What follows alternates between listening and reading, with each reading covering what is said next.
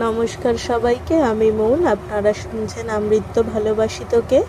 লিখেছেন সালমা চৌধুরী। পর্ব 46। মেঘ আশ্চর্য নয়নে তাকিয়ে আছে।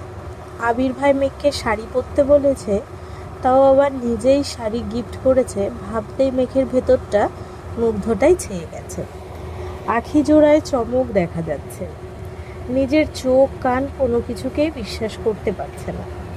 মাইশা আপুর বিয়েতে মেঘ শাড়ি পরে দোতলা থেকে নিচতলা পর্যন্ত নামতে পারেনি। আবির ভাইয়ের ঠান্ডা কণ্ঠের হুমকিতেই শাড়ি পাল্টাতে বাধ্য হয়েছিল। আজ আবির ভাই নিজেই শাড়ি পরতে বলছেন, তাও আবার চুল ছেড়ে। মেঘ শপিং ব্যাগ থেকে বাসন্তী রঙের একটা শাড়ি বের করলো, সাথে ম্যাচিং পেটিকোট, দুজোড়া কাচের চুড়ি। মেঘ শাড়িটা হাতে নিয়ে ঘুরিয়ে ফিরিয়ে দেখল। শাড়িটা এমনিতে সুন্দর, তবে আবির ভাই দেওয়ায় শাড়ির সৌন্দর্য মনে হচ্ছে দ্বিগুণ বেড়ে গেছে। মিমের শাড়ি আর ড্রেসটা দেখে মেঘ মিমকে দিয়ে আসছে। ওইগুলো বেশ সুন্দর, বলতে হয় আবিরের পছন্দ আছে। মেঘ ফ্রেশ হয়ে ছুটে গেল কাকিয়ার রুমে। কাকিয়া ঘুমাচ্ছে দেখে মেঘ বিভ্রান্তিতে পড়ে গেছে। মেঘের চটপটে মনটা শাড়ি পরার জন্য ছটফট করছে। কি করবে ভেবে পাচ্ছে না।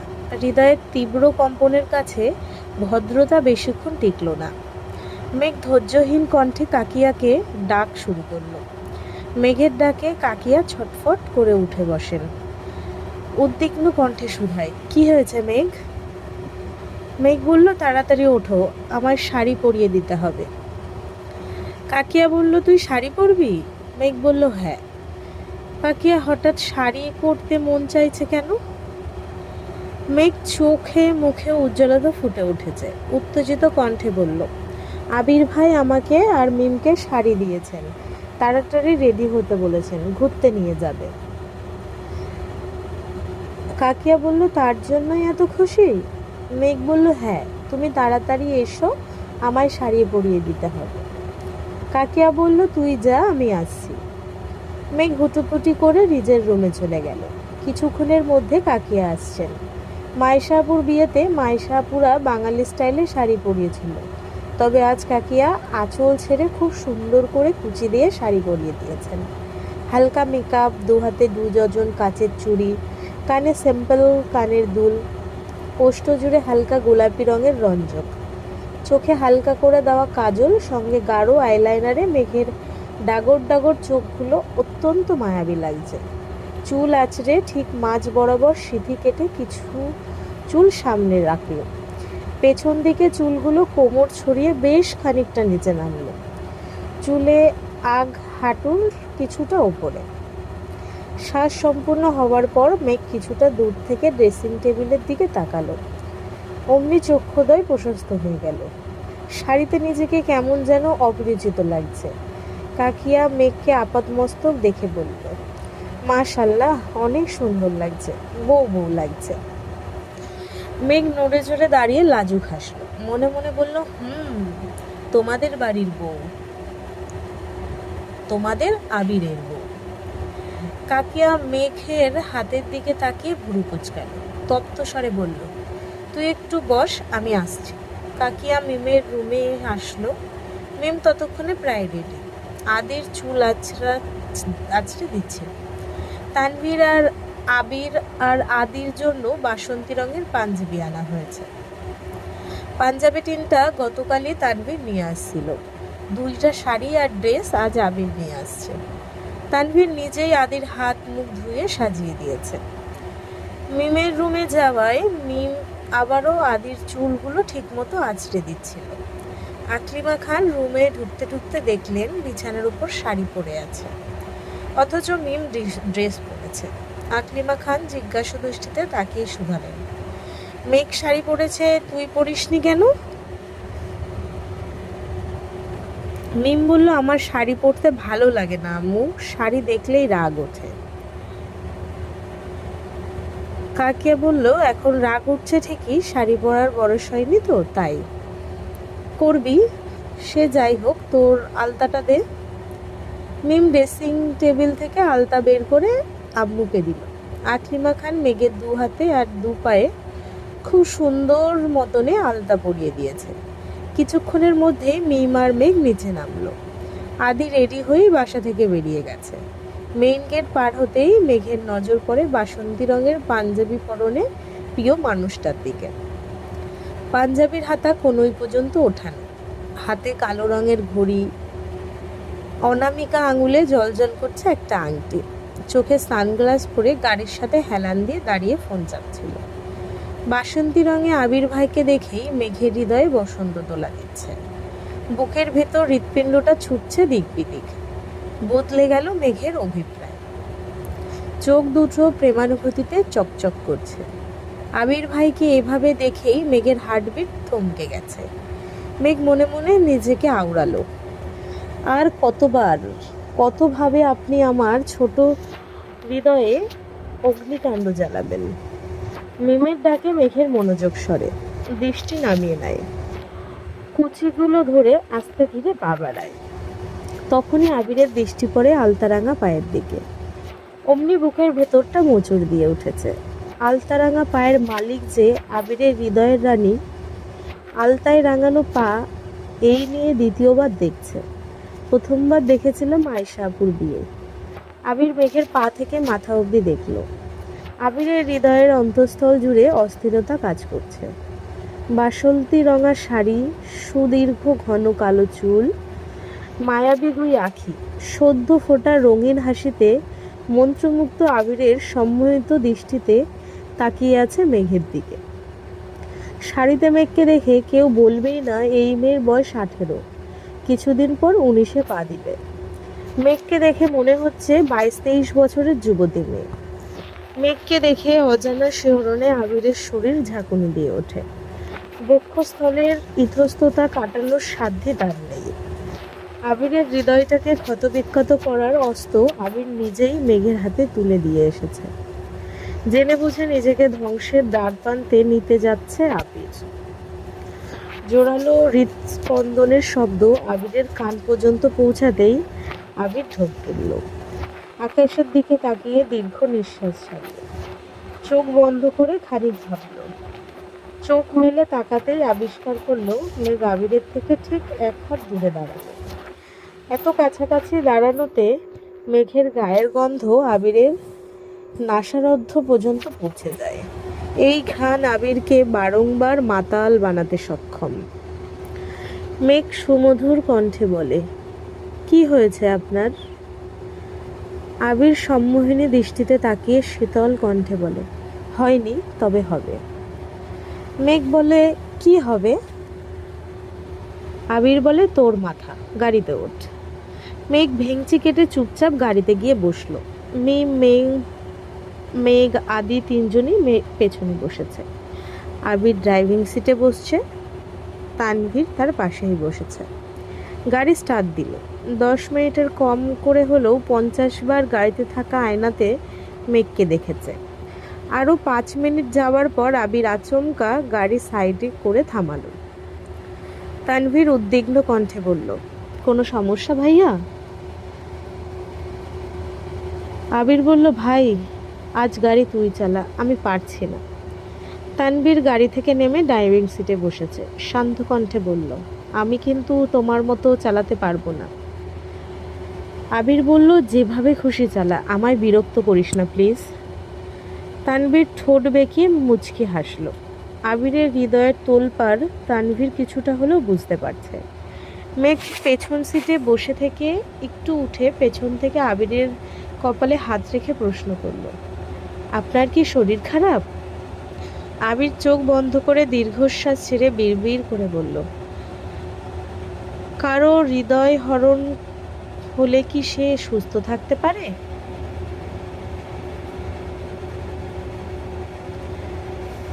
আবিরের বেসামাল অবস্থা দেখে তানভীর মৃদু হেসে ঠাট্টার স্বরে মেঘকে বলল, ভয় পাস না, ভাইয়ার মনে আরশোলা কামড় দিছে, এর জন্য অস্থির লাগছে সবকিছু, ঠিক হতে একটু সময় লাগবে। মিম আর আদি দুজনে একসঙ্গে চেঁচিয়ে উঠল, গাড়িতে আরশোলা আছে? কই আরশোলা? আল্লাহ বাঁচাও! ওদের নাচানাচিতে তানভীর গাড়ি সাইড করে পেছন ফিরে তাকালো। তেজপূর্ণ গম্ভীর কণ্ঠে শুধ হলো, আমি কি একবারও বলছি গাড়িতে আরশোলা আছে? আদি আর্তনাদ করে বলল, তুমি না বললে ভাইয়াকে আরশোলা কামড় দিছে? তানভীর উদাস ভঙ্গিতে বলল, ভাইয়াকে কখন কোথায় আরশোলা কামড়াইছে কে জানে। তোরা চুপচাপ বস, গাড়িতে আরশোলা নেই।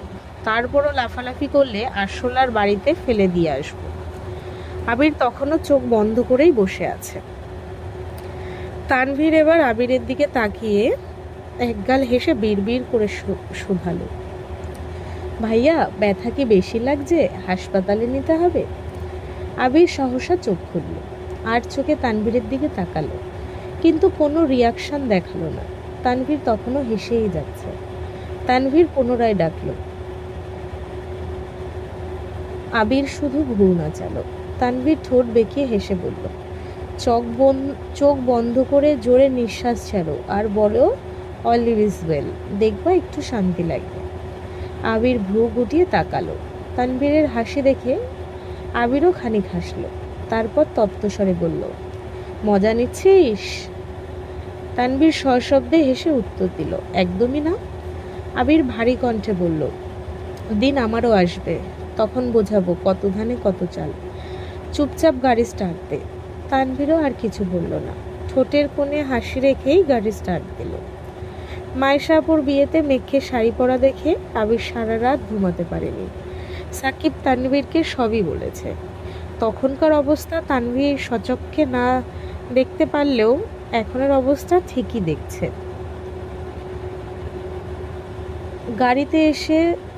গাড়িতে এসি চলছে, তারপরও আবির ঘামছে, স্থির থাকতে পারছে না।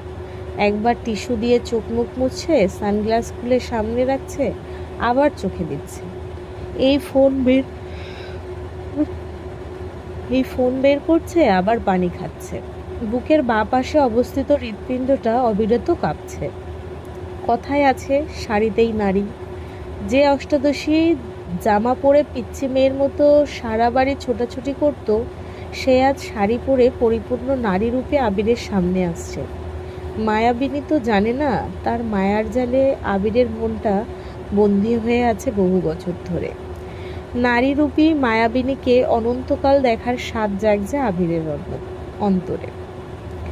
ইচ্ছে তো অনেক কিছু করছে।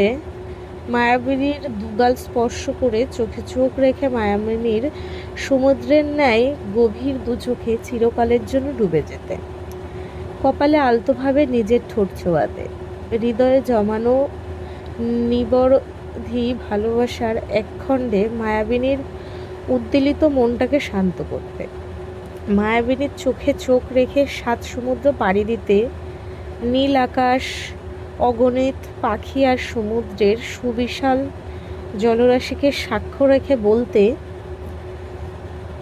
আমৃত্য ভালোবাসি তোকে। আবির সিটের সঙ্গে হেলান দিয়ে বসে আছে, দৃষ্টি তার গাড়ির মিররে। পেছনের সিটে বসা অষ্টদেশীকে আপন মনে দেখেই চলেছে। হঠাৎই ঠোঁটের কোণে একচিলতে হাসির ঝলক দেখা গেল। কেন হাসলো কে জানে। এদিকে মেঘ শাড়ি ঠিক করায় ব্যস্ত। প্রথমবার এভাবে শাড়ি পরেছে, বারবার মনে হচ্ছে এদিকে ওদিকে খুলে যাচ্ছে, তাই সেসব চেক করায় ব্যস্ত। স্বাভাবিক হয়ে বসতেই মিররের চোখ পড়ে। আবিরের সঙ্গে চোখাচোখি হতেই মেঘ সঙ্গে সঙ্গে চোখ নামিয়ে নিয়েছে। সহসা মেঘ ভুরু কুচকায়। এক মুহূর্তের জন্য থমকে গেছে সবকিছু। মাথা ভর্তি হাজারো ভাবনার মধ্যে একটা ভাবনা হৃদয়ে আঘাত করে। আবির ভাই কি আমায় দেখছেন? মেঘ সঙ্গে সঙ্গে আবারও মিররে তাকায়। ততক্ষণে আবির চোখে সানগ্লাস পরে ফেলেছে। তা দেখে মেঘের কুচকানো ভ্রু যুগল আরও কুচকে আসে। সূক্ষ্ম নেত্রে তাকিয়ে থাকে বেশ খানিকক্ষণ। মনে মনে ভাবছে, এই একজোড়া চোখ কি আমায় দেখে থমকে গিয়েছিল? শুধু কি দৃষ্টিই আটকে গেছিল, নাকি দৃষ্টির সঙ্গে অন্তর্মহল অচল? ভাবতেই মেঘের ওষ্ঠদ্বয় প্রশস্ত হলো। হৃদয়ে জমানো অনুভূতিরা চোখে উপচে পড়ছে। আবির ভাই তাকে দেখে মুগ্ধ হয়েছে ভেবেই মেঘের মন প্রজাপতির মতো উড়ে বেড়াচ্ছে। মেঘ নিচেকে আওড়ালো। ওনার কোমল প্রাণ চাউনি কি কিছু বলতে চাইছিল? তবে কি আবির ভাইয়ের মনেও আমার জন্য অনুভূতি জন্মাচ্ছে? বাকিটা পথ মেঘ আবিরের চিন্তাতেই মগ্ন থেকেছে। শ্যামমন্যের এক পুরুষের প্রেমে মেঘ মাতোয়ারা হয়ে গেছে। আবিরের যত্ন, রাগ, তীব্র অধিকার বোধ, স্নিগ্ধতা মিশ্রিত চাহনি অষ্টাদশীর মনের পাড়ায় বারংবার বিপর্যয় ঘটায়। মেঘের প্রাণোচ্ছল জীবনে আবিরের আবির্ভাবটা ঠিক যেন ধূমকেতুর মতন। কয়েক মাসেই অষ্টাদশীর কোমল মন আবির ভাইকে নিয়ে স্বপ্ন দেখতে শুরু করেছে। মেঘের জীবনে বাবা আর ভাইয়ের পর আবিরই একমাত্র ছেলে যার সংস্পর্শে নিজেকে নিরাপদ মনে হয়, যার দৃষ্টি স্পর্শ কোথাও অশ্লীলতারও ছোঁয়া অনুভব করেনি। তার জন্যই বোধ হয় আবির খুব দ্রুত অষ্টাদশীর হৃদয়ে জায়গা করে নিয়েছে। সেই দেখে অষ্টাদশীর মস্তিষ্ক জুড়ে আবিরের সঙ্গ পাওয়ার অদম্য প্রয়াস সর্বক্ষণ বিচরণ করে। আচমকা গাড়ি থামানোতে মেঘের সুদীর্ঘ ভাবনার অবসান ঘটে। চিড়িয়াখানা দেখেই আদি সবার আগে গাড়ি থেকে নেমে পড়ে। ইকবাল খান আগেও কয়েকবার মেঘকে নিয়ে চিড়িয়াখানায় এসেছিল, তাই আদির এই জায়গা খুব পরিচিত। চিড়িয়াখানায় ঘুরতে ঘুরতে আদির ক্ষুধা লেগে গেছে। আদির সঙ্গে মিমো জানালো তারও ক্ষুধা লাগছে, কিন্তু মেঘের সেসবে মনোযোগ নেই। তার মন মস্তিষ্ক জুড়ে শুধুই আবির ভাই ঘুরপাক খাচ্ছে। এর মধ্যে বেশ কয়েকবার চোখাচোখি হয়েছে দুজনের। মেঘের আগে আবিরই চোখ নামিয়ে নেয়। চিড়িয়াখানা থেকে বের হতেই তানভীর ঠান্ডা কণ্ঠে বলল, ভাইয়া তুমি বনুকে নিয়ে বোটানিক্যাল গার্ডেনে যাও, আমি সবার জন্য খাবার নিয়ে আসছি। মিম আর আদিও তানভীরের কাছেই রয়ে গেছে।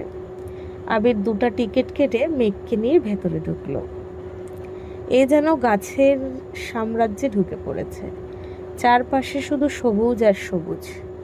প্রায় 84 হেক্টর জায়গা জুড়ে অবস্থিত এই উদ্ভিদের সাম্রাজ্য।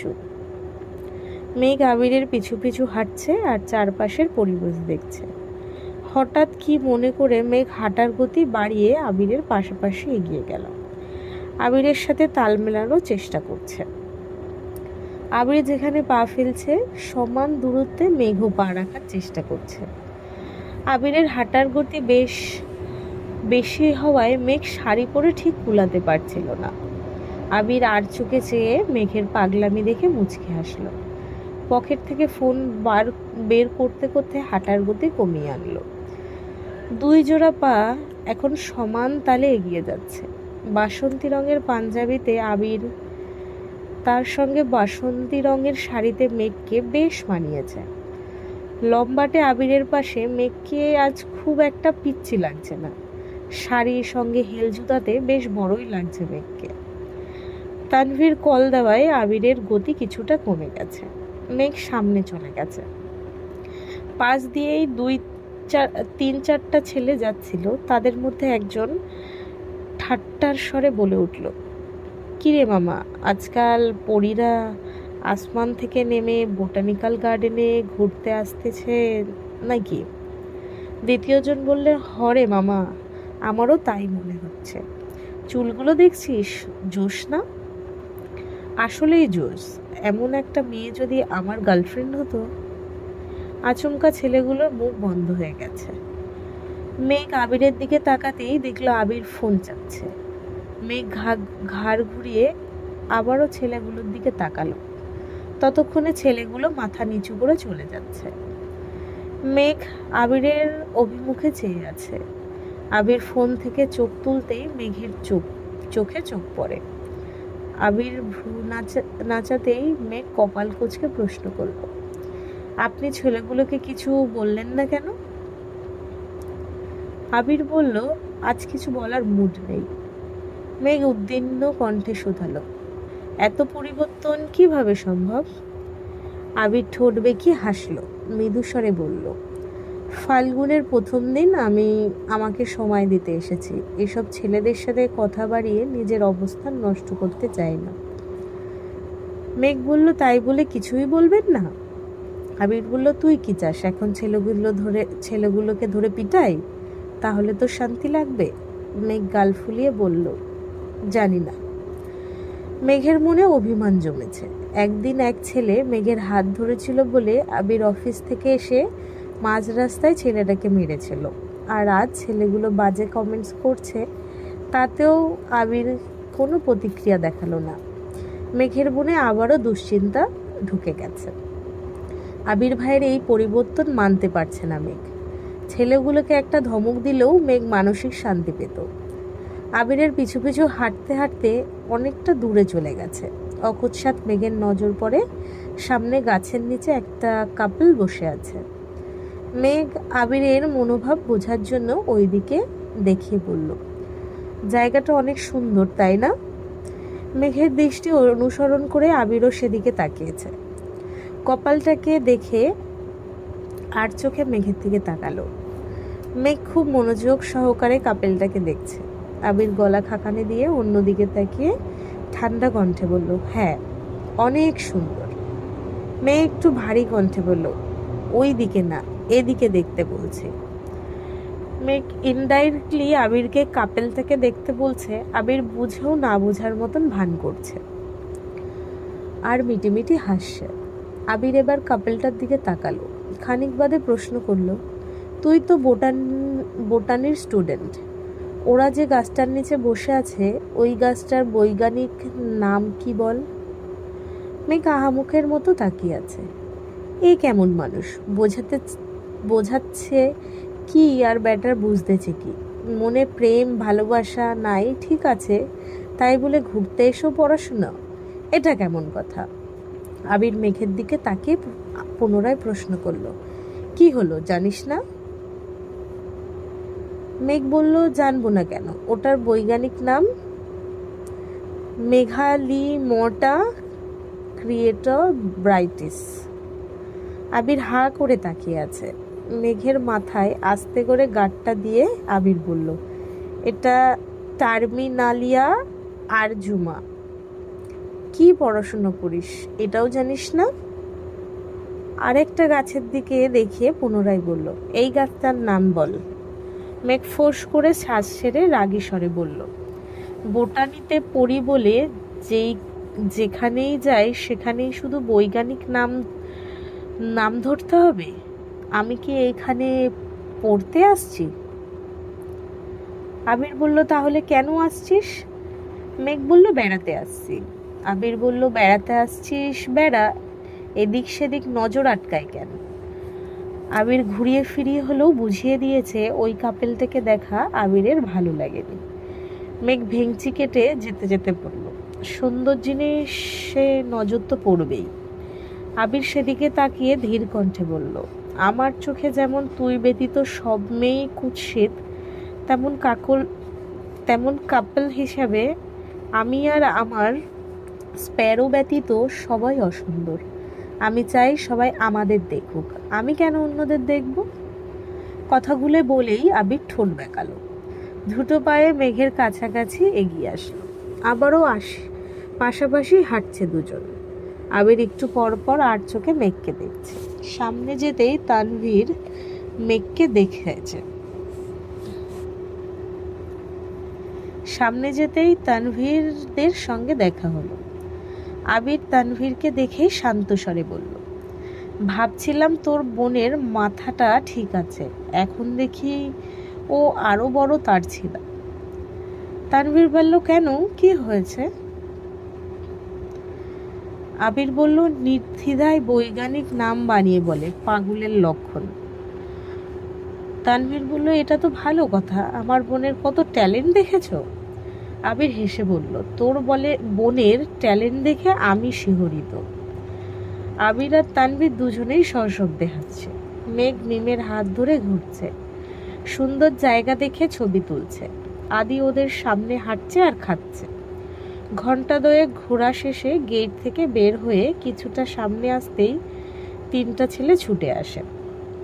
মোলায়েম কণ্ঠে বলল, আই এম সরি আপু, তখন আমাদের ওইভাবে কমেন্ট করা একেবারেই উচিত হয়নি। প্লিজ আপু, কিছু মনে করবেন না, সরি প্লিজ। আর কখনো আপনাকে বা অন্য কোনো মেয়েকে এভাবে বলবো না, মাফ করে দিন প্লিজ। মেঘ আবিরের দিকে তাকালো, কিন্তু আবির নিরুদ্বেগ। আবিরের বেপরোয়া ভাব দেখে মেঘ কপাল গুটালো, তাকালো তানভীরের দিকে। তানভীর আগে থেকে সূক্ষ্ম নেত্রে তাকিয়ে আছে। কি হয়েছে বা কি হচ্ছে কিছুই বুঝতে পারছে না সে। মেঘ নর্মস্বরে জানালো, ঠিক আছে, আপনারা এখন যান। ছেলেগুলো পুনরায় জিজ্ঞেস করলো, আপু মাফ করেছেন? মেঘ বলল, হ্যাঁ করেছি। ছেলেগুলো চলে গেছে। তানভীর আবিরকে ইশারায় জিজ্ঞেস করলো সমস্যা কি। আবিরও ইশারাতেই বোঝালো তেমন কিছু না। মেঘ সন্দেহের দৃষ্টিতে আবিরকে দেখছে। আবির মেঘের দিকে না তাকিয়ে তানভীরকে বলল, তুই ওদের নিয়ে ঘুরে আয়, আমি মেঘকে নিয়ে এক জায়গায় যাব। তানভীর ভুরু উঁচিয়ে চোখ বড় করে তাকালো। আবিরের নীরের দৃষ্টি দেখে তানভীর এগিয়ে গিয়ে গাড়িতে বসলো। মিম আর আদিকে নিয়ে গাড়ি স্টার্ট দিল। মেঘ তখনও আবিরের দিকেই তাকিয়ে আছে। আবির এবার সরাসরি মেঘের মুখের দিকে তাকালো। মেঘের কপালে কয়েক স্তর ভাঁজ, ভুরু কুচকানো, তীক্ষ্ণ দৃষ্টিতে তাকিয়ে আছে। নাকের ডগা ক্রমশ ফুলছে, গাল ফুলিয়ে জোরে জোরে নিঃশ্বাস ছাড়ছে। আবির গলার স্বর কিছুটা উঁচু করে বলল, এভাবে তাকিয়ে আছিস কেন? আমার কি লজ্জা লাগে না? মেঘ শ্বাস ছেড়ে ধীর কণ্ঠে শুধালো, ছেলেগুলো আমায় সরি বলল কেন? আবির বলল, আমি জানি না। মেঘের রাগ চোখে মুখে ভেসে উঠেছে। রাগান্বিত কণ্ঠে বলল, আপনি সত্যিই কিছু জানেন না? আবির নিচের ঠোঁট কামড়ে এক আঙুলে মেঘের নাকের ডগার আলতোভাবে স্পর্শ করে বলল, যাই বল, রাগলে তোকে সেই লাগে, পুরাই অগ্নিকন্যা। সারাক্ষণ এভাবে ঘুরবি তাহলে কোনো ছেলে বাজে কমেন্টসও করবে না, তারপর তাদের এসে সরিও বলতে হবে না। আবির এগিয়ে গিয়ে একটা রিক্সা ঠিক করলো।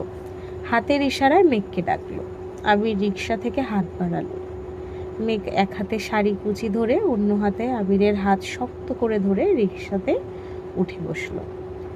আবির মেঘের দিকে ঝুঁকে শাড়ির আঁচল টেনে মেঘের মাথায় দিয়ে দিয়েছে, যেন বাতাসে চুল এলোমেলো না হয়। মেঘ অবাক চোখে সেই দৃশ্য দেখেছে। রিক্সা চলতে শুরু করেছে। আবির খানিকক্ষণ পরপরই মেঘের দিকে ঝুঁকে দেখে কিছুক্ষণ গাড়ির চাকায় আটকায় কিনা। আবির যতবার কাছে আসে, আবিরের গায়ের গন্ধে মেঘের ছোট দেহ ততবারই কম্পিত হয়। কিছু দূর যাওয়ার পর একটা ফুলের দোকান থেকে আবির রিক্সা থামিয়ে সেখান থেকে তাজা ফুলের মাথায় মুকুট কিনেছে, সাথে 2 হাতের জন্য তাজা ফুলের ব্রেসলেট। আশেপাশে ফুলের সুগন্ধ ছড়াচ্ছে। আবির নিজের হাতেই মেঘকে সেসব পরিয়ে দিয়েছে। মেঘ আজ নির্বাক, কথা বলতে একদমই ইচ্ছে করছে না। আবির ভাইয়ের সঙ্গে এক রিক্সাতে পাশাপাশি বসে আছে, এতেই তার খুশির সীমা নেই। তার উপর আবিরের যত্নে বারংবার অভিভূত হচ্ছে। নতুন করে নতুনভাবে প্রেমে পড়তে ইচ্ছে করছে। কোথায় যাচ্ছে, কেন যাচ্ছে, কোনো কিছুই জিজ্ঞাসা করার ইচ্ছে নেই তার। আর একটু সামনে গিয়ে মিষ্টির দোকান থেকে মিষ্টি কিনেছে। মেঘ তখনও নির্বাক ছিল। আবির ভাই আজ যেখানে নিয়ে যাবে অষ্টদশী সেখানেই যাবে, কোনো প্রশ্ন করবে না। যেই কথা সেই কাজ। রিক্সা থেকে নেমে একটু হেঁটে একটা বাসায় ঢুকলো। মেঘ কিছুটা দূরে দাঁড়ালো। কলিং বেল চাপতেই কিছুক্ষণের মধ্যে দরজা খুলে দিল। আবির হাসি মুখে বলল, আসসালামু আলাইকুম। মাইশা আপু একগাল হেসে উত্তর দিল, ওয়ালাইকুম আসসালাম। এই দিকে বোনের কথা মনে পড়ল? আবির মুখে হাসি রেখে ঠাট্টার স্বরে বলল, আমার মতো ব্যস্ত মানুষ আর একটাও পাবে না। মায়েশা বলল, আহা গো, কি কাজে ব্যস্ত তা আমার জানা আছে। আবির মায়েশার দিকে একটু এগিয়ে গিয়ে ধীর কণ্ঠে বলল, তোমার জন্য সারপ্রাইজ আছে। মায়েশা উত্তেজিত কণ্ঠে প্রশ্ন করল, কি সারপ্রাইজ? আবির কণ্ঠস্বর উঁচু করে ডাকল, এই যে ম্যাম আসুন। মেঘ গুটি গুটি পায়ে দরজা পর্যন্ত আসতেই মেঘকে দেখে মায়েশা দুহাতে নিজের দুগালে হাত রাখলো। মেঘকে আপাতমস্তক দেখে দরজার বাহিরে এসে মেঘকে জড়িয়ে ধরে। মেঘও মায়েশা আপুকে দেখে অবাক হয়ে গেছে। আপুর বিয়ের পর আজই আপুকে দেখছে। আবির অবশ্য আগেও এসেছে বাসায়, আবিরই ঠিক করে দিয়েছিল। মেঘ জিজ্ঞাসা করে, ভাইয়া কোথায়? মায়েশা বলে, ও বের হয়েছে, চলে আসবে এক্ষুনি, তোমরা ভেতরে এসে বসো। মেঘ ঘুরে ঘুরে বাসাটা দেখছে। আবির ঠান্ডা কণ্ঠে মায়েশাকে বলল, আমি কিন্তু আমার কথা রেখেছি, শাড়ি পরিয়ে তোমার সামনে এনেছি। মায়েশা আবিরকে বিড়বিড় করে বলল, তার জন্য অসংখ্য ধন্যবাদ, কিন্তু প্রেমিকা না, আমি তোকে তোর বউ হিসাবে দেখতে চাই। ভালোবাসার অভাবে আমার ভাইয়ের মুখটা কেমন শুকিয়ে গেছে, আহারে। আবির ঠোঁট ফুলিয়ে অভিযোগের স্বরে বলল, তুমিই একমাত্র বুঝছো। মেঘের দিকে তাকিয়ে বলল, আর কেউ তো বোঝেই না। মায়েশা হাসতে হাসতে বলল, দাঁড়া বলে দিচ্ছি।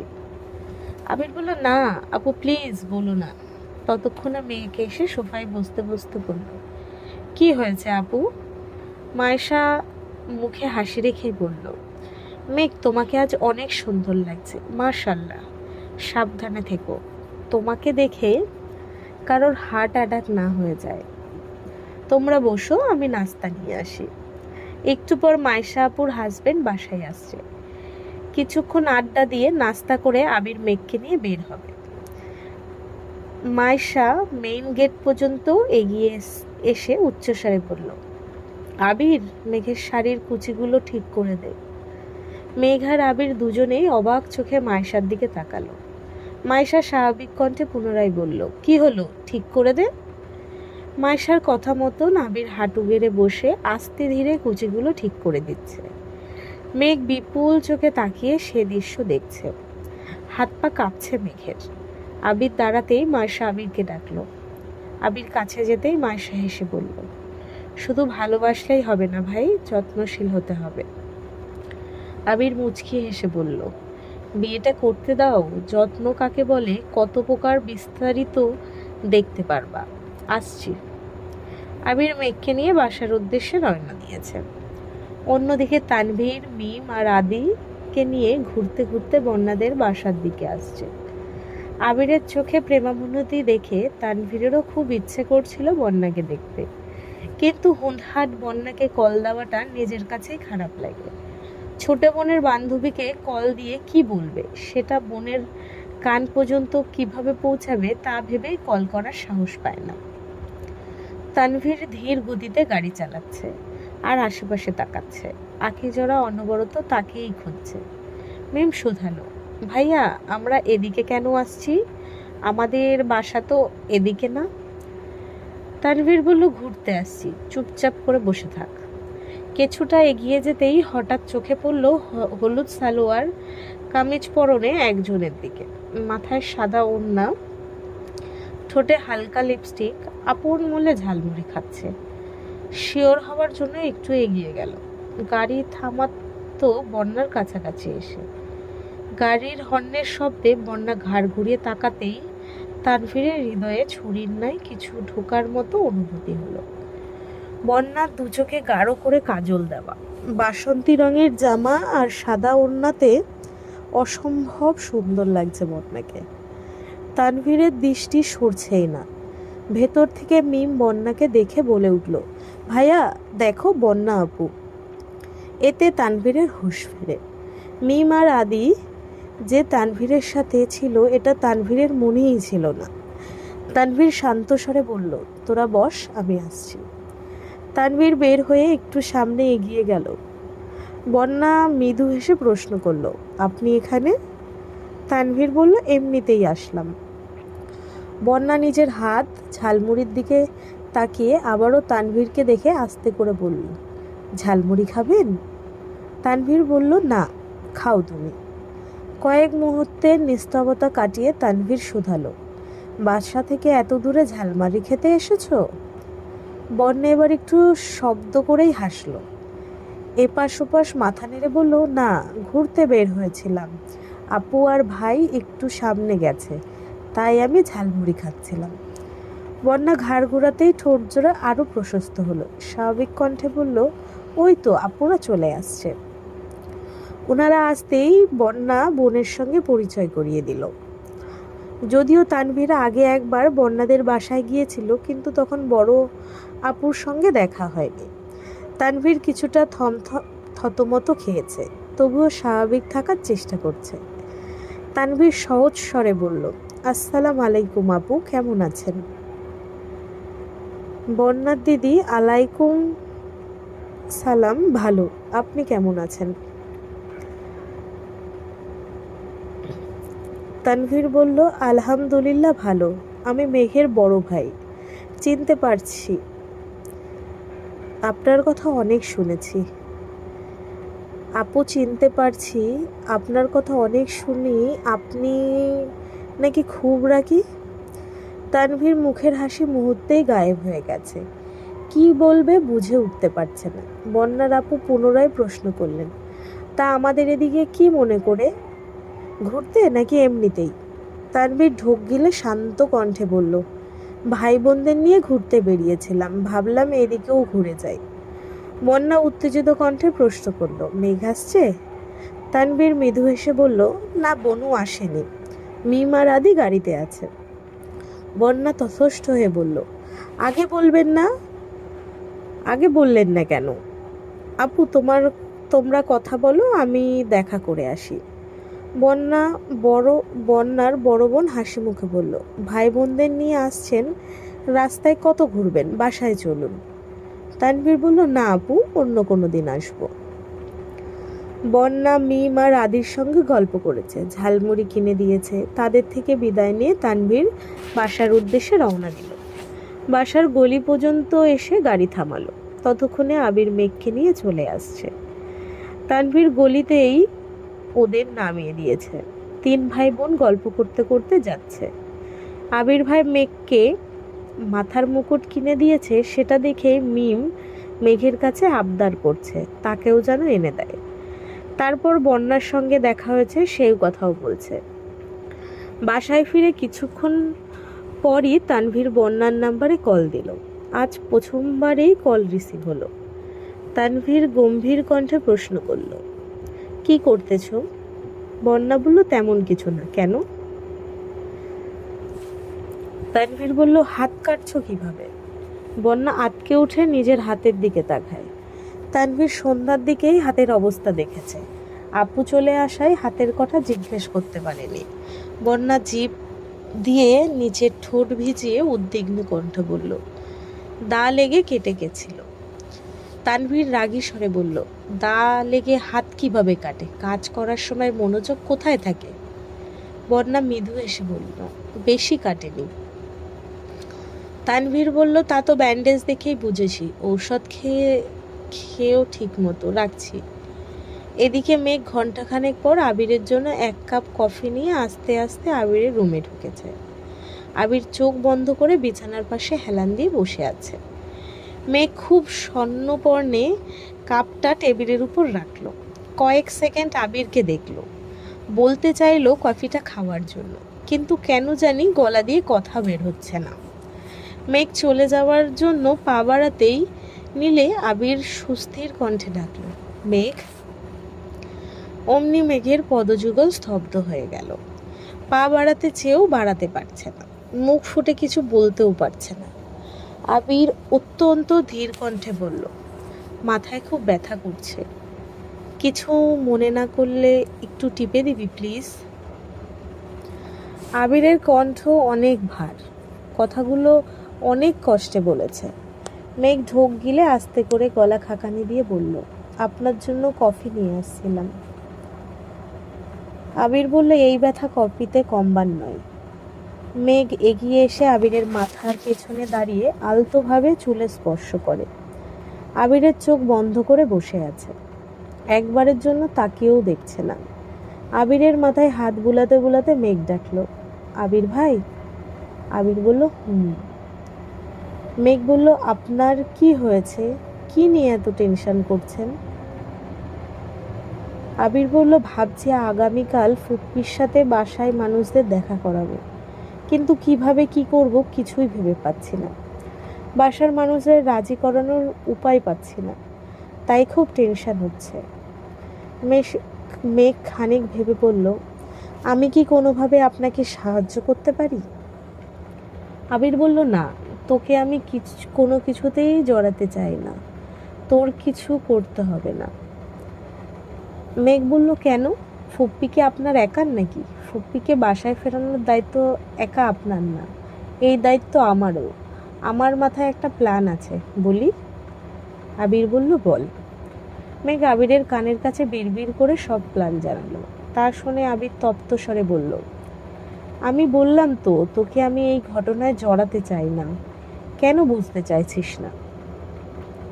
মেঘ বলল, কিছু হবে না আমার, আপনিই তো বলেন আমি এই বাড়ির রাজকন্যা, রাজকন্যার কথা কে অমান্য করবে শুনি? আবির মলিন হাসল, পুনরায় গম্ভীর কণ্ঠে বলল, তোকে কিছু বলতে হবে না। মেঘ বলল, আমি বড় আব্বু আর আব্বুকে রাজি করাতে পারবো, আপনি এত ভয় পাবেন না। আবির প্রখর তপ্ত স্বরে জানালো, রাজকন্যার উপর অনাকাঙ্ক্ষিত আক্রমণ বা অসামান্যতম আচরও আমি সহ্য করতে পারবো না। মেঘ বলল, রাজকন্যার কিছুই হবে না জানাব, আমি এখনই রাজি করিয়ে আসছি। আবির বলে, এই শোন। মেঘ বলল, পরে শুনবো, রাজকন্যা এখন গুরু দায়িত্ব পালন করতে যাচ্ছে। আজকের পর্ব এই অবধি। যদি সবার ভালো লাগে লাইক কমেন্ট শেয়ার করে দিও। যদি ইউটিউব থেকে শুনছো তো পেজটাকে সাবস্ক্রাইব করে দিও, আর যদি ফেসবুক থেকে শুনছো তো সবার পেজটাকে ফলো করো। আজ আসছি।